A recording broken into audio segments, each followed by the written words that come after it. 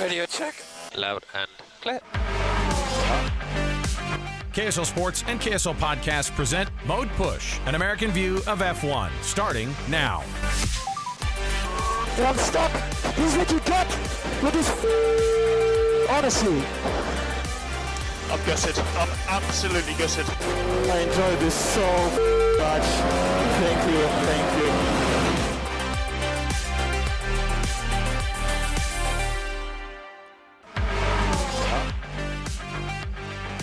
Welcome in, everybody. It's another edition of Mode Push, an American view of F1, our podcast that we do on a weekly and or semi-weekly basis, but it's a lot of work these days. Alex Kirry, Dan Jimenez is always here with you, and we've got a ton going on here because we've had we're now on the third week in a row of races and getting ready for this one, the USGP, the Mexican GP, and then Brazil coming up this week, all in a row. We saw this on the schedule before, Dan, and we were like, this is going to be an amazing set of a few weeks. And here we are already 2 out of the 3 races down of this 3-week in a row run. It's awesome. Yeah, it's great. And we're coming up on, I think it was what my favorite of the 3, which is Brazil. That's one of my favorite tracks we go to each year. So I'm super excited for it. Interlagos, right? Isn't that what we're, Interlagos, yep. Yeah, really excited about it. I want to see how this thing goes because now it's just a formality for Max to be able to get his 17th win of the year, which would, I think 16 broke the record, didn't it? Because the record he had previously set was last year. Does it mean New that? all-time record. Does it mean that much when it's 24 races in the season and they used to only have 13, 14, 15 races in a year? There I think are other years that there were drivers who won a higher percentage of the races, but I think if Max runs the gauntlet through the end and wins the next 3, then he'll have the standalone total race win record as well as percentage of races throughout a season one. So it's impressive. Any way you slice it, there's no understating how impressive this year has been for Max. So I'm not even going to try and discount it. You know what was not impressive? Turn 1 for Checo Perez in the Mexican GP.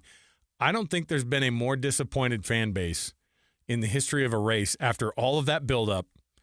And to have Checo, I mean, really straight across too. Like it was 1, 2, 3. He was already into the podium on that first turn, and then ends up getting launched into the air. I always think it's funny because when you see it live, you're like, oh, kind of clipped him. Oh, the car kind of blip. Sort of jumped a little bit. Then when they have the still shots of it, Dan, you saw it, right? It's like when you like flying through the air. I know. It's like when you take a picture of like Dominique Wilkins or Michael Jordan back in ththose old, or Spud Webb, even better. Like when they'd show, you're like, oh, that was a cool dunk, but they're up in the air for so little time. But then when they have that picture paused of Spud Webb, 5'5" or 5'7" or whatever, and the vertical, and that car was off the those back tires were off the ground probably 4 feet. I mean, that's how much energy you're into these cars and just like a little something that will catch. Whose fault was it, though? I know that Checo oh, man. I mean, it's putting yourself in that spot is a bad thing anyway. You got to protect yourself. And if you're going to be right there and you want to give yourself a shot to race with those top 3, you can't get into something crazy like that. Yeah, in the end, it was Checo's fault. But it sucks because he kind of got baited into it. Like, I don't blame him for what I don't think anyone second guesses why he tried for it, because the thing with Mexico is it's such a long front stretch that like starting on pole is almost a disadvantage. And so, everyone expected Max to get a toe off of Charles, but he beat Charles off the line and all of a sudden they were side by side. It's not like he was kind of dive bombing underneath Charles right at the end. He was side by side from like 100 meters off the line. And so that created like a 2-car wide hole in the air for Checo. And I don't know if Checo expected that, but he got such a toe that he was able to pull up side by side with those two. And you have to go for that gap. If he could do it all over again, I think he still goes for the gap, but he runs wide and just tries to come out in 3rd place because he started in 5th. So you think coming out of turn 1 and 3rd from starting 5th is, you've set yourself up for a podium. That would have been like, I think the best outcome for him, but he didn't play it conservative enough. And he drove it like there was only 2 cars going through the corner, but there were 3. And like Charles said, there was nowhere for him to go. Max was down as far as he could inside that corner, and it was Checo's fault. And he took the risk, and it was just a total gut punch heard across like all of Mexico. All of Mexico. And on top of it, Lewis finishes second and with the fastest lap. It was basically the worst outcome for Checo and his future at Red Bull. Or is it already decided? Like when you saw that moment, and in our little Twitter chat that we have with all of our Twitter friends, it was like people are like, "He's done, R.I.P. Checo." Like, I don't want to be that quick on it. But then we also started to see the back and forth of the possibilities of rumors, and some of that stuff excites me. I mean, is Danny Rick? I mean, he had the best result for AlphaTauri of the entire season by being back 5.5 seconds, right? I mean, you can't deny that the guy's got a lot of experience, and he, of course, has done what he's done in F1 and Red Bull.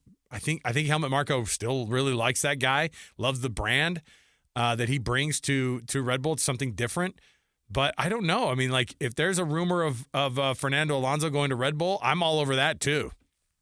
Dude, the rumors are flying. Like right after the race, or pretty soon after the race that evening, there was a reporter on Twitter who is a pretty famous reporter in the F1 paddock who is a Spaniard, tweeted in Spanish, I can't believe the rumor I just heard in the paddock.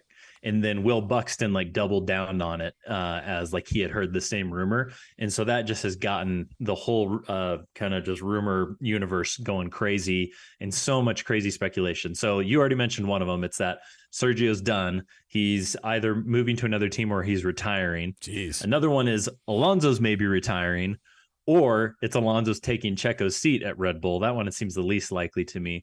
Then the exciting one, or the interesting one, is that Lawrence Stroll is selling Aston Martin to the Saudis and getting out of the sport, and Lance is going to play tennis or something. I was going to say, and Lance is going to continue his amazing streak in F1 is where I thought you were going to go with that. No, I mean, I love all these rumors, but don't you feel like Papa Stroll he wants the attention too much? Like, don't you feel like this puts him a little bit too much in the center of the universe and he loves to be there?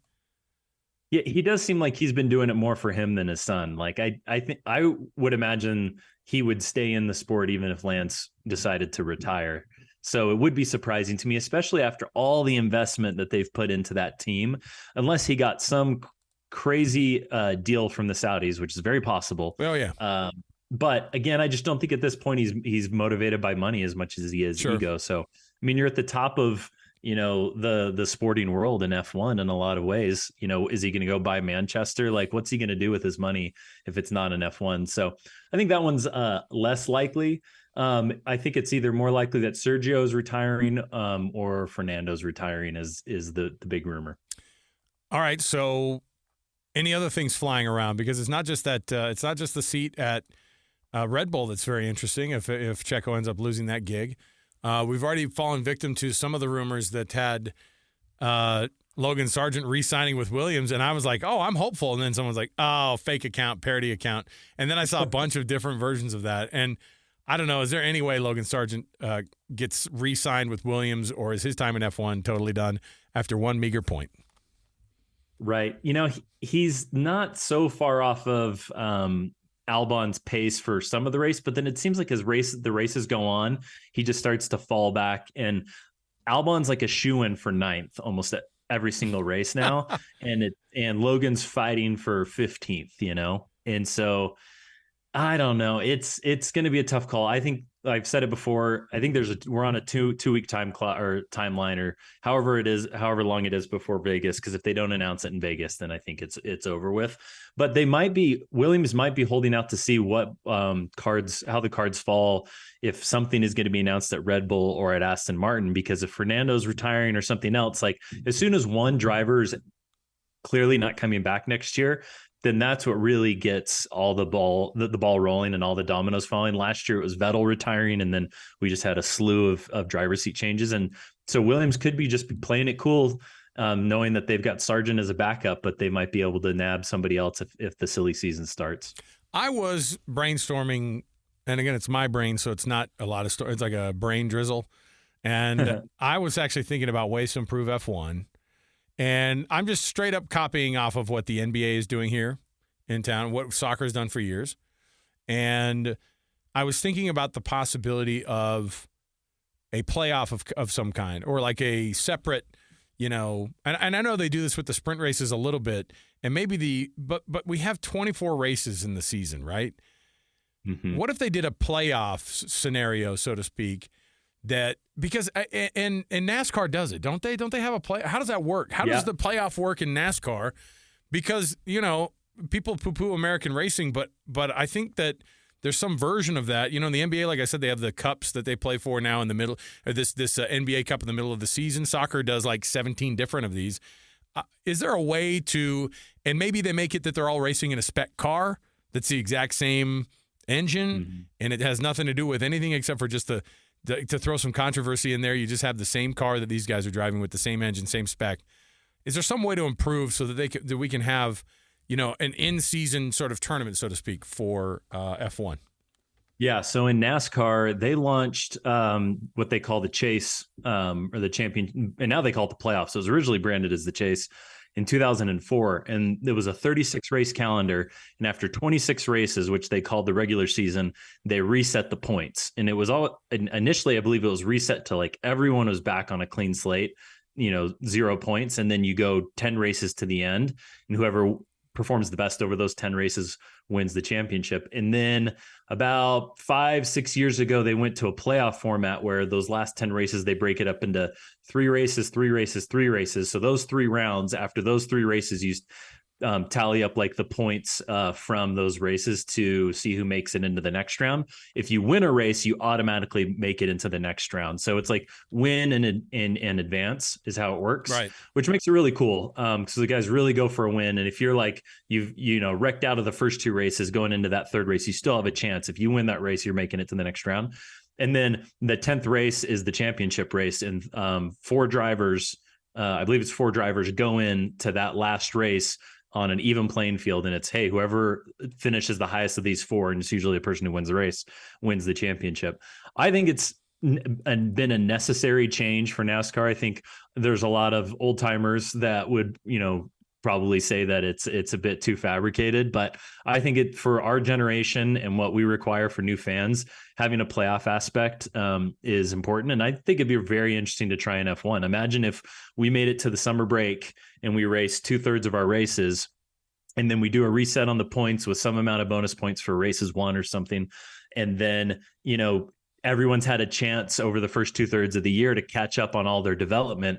Now they're more apples to apples going into the last third of the season. And then it's just a sprint to the end to see, who can do the best over the end. I would be very surprised if that idea doesn't get floated in the next few years, knowing Liberty Media and how, actively they're trying to manage the sport. Is there a version of being able to see who the best actual driver is in F1? I think nobody's going to argue with Max, but we also kind of look at it and said, yeah, but the car is it's the ultimate argument, right? It's the car, the driver, and in F1, it's like, no, it's both, because we put a premium on both of those performances, being able to make the car and being able to drive it.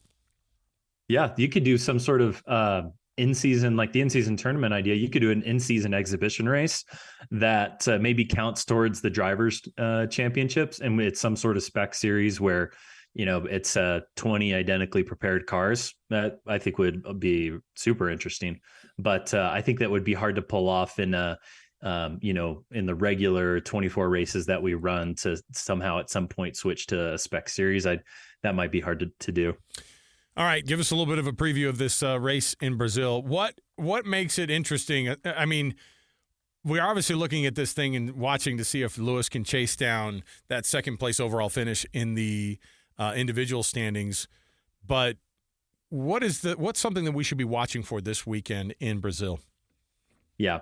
So on the driver standing side, yeah, like you said, Lewis chasing down Checo, he's 20 points behind. And if, or I think he should be 19 points behind. If Lewis had not been disqualified in Austin, he'd be 1 point behind Checo. Oh, geez. So that's how quickly he's catching up. He's taking 15, 20 point chunks out of Checo's lead. And the rumor is that if Checo finishes 3rd, then he's out. So he's racing for his job. I mean, Carlos and Fernando Alonso are locked up. Seems that Carlos has the momentum and he's going to pull ahead of Alonso for sure. Lando Norris and Charles Leclerc are locked up on the points as well. Nice. So I think it's cool just to watch those pairings to see who can finish above the other. But on the constructor side of things, Mercedes is starting to distance themselves from Ferrari. So it's really, I think, can McLaren continue to catch Ferrari and Mercedes? They didn't do a great job this last week with Lando's qualifying snafu that, he came up through the field in amazing fashion, and I expect him to be very fast. I think McLaren is going to be very fast at Brazil, but they didn't catch that. They lost ground on points to Ferrari. So it might be too late for McLaren to get to anywhere higher than fourth place in the standings. But in the midfield, AlphaTauri with Danny Rick's amazing drive jumped from last in the standings to 8th. And I think they were saying on the broadcast, that's like a $20 million swing. Oh, geez. So these teams are playing for real money, like $20 million chunks of money by being able to move up a spot or two in the constructors. But I love Interlagos because it's a windy, high downforce track that just requires a ton of skill. It's an old track, which means it's got, not great grip. It's bumpy. We've raced there for a long time, so there's a lot of heritage to it. And then there's always just a high chance of rain, like we saw last year that, enabled Magnussen to take pole and then, George to win the race. So it just always seems like chaos to me when we go to Brazil. It's going to be a fun one. We're looking forward to it. And then, of course, there's the 2-week wait, or I guess the week gap between, and then the 2-week wait for maybe the weirdest situation that we've ever seen in F1, a race on the strip in Las Vegas. We will in some way, shape, or form be covering this race. And that's a promise from the folks here at Mode Push. We have apparently some media credentials, okay? I will be very disappointed if Dan and I both can't go, but I think that's the way it might be working out. We might have to split it. But either way, we're gonna carry that thing and be excited about it and get everybody pumped for it. So if you're one of those people who has suddenly gotten into F1 over the last little while, that's you're me, man. And Dan's been following the sport forever, and so but the thing that has happened, and F1 is sort of quick to recognize it, but there's this part too, Dan, that's in the sport of all these guys kind of being like, oh, the world's finally figured out F1. I'm like, no, you did the right thing, and started to try to convince Americans on how big this F1 can be. And sure enough, it's taken it by storm. And so there you are. And we're trying to bring it all to you. So, Dan, thanks for hanging out with me this week. And we're going to do it again next week, and we'll do it again the week after. We still have a little chunk of the season left, so let's get it going. All the way to Christmas, man. That's what F1's doing to us. That's right. Yeah, it's good stuff, man. It's going to be a very interesting next few races. Okay. Dan Jimenez, Alex Kirry. It is Mode Push. Download it. Tell your friends about F1. Tell your friends about the Mode Push podcast. We can give you that American perspective on it. So for Dan, I'm Alex. We'll see you next time, everybody.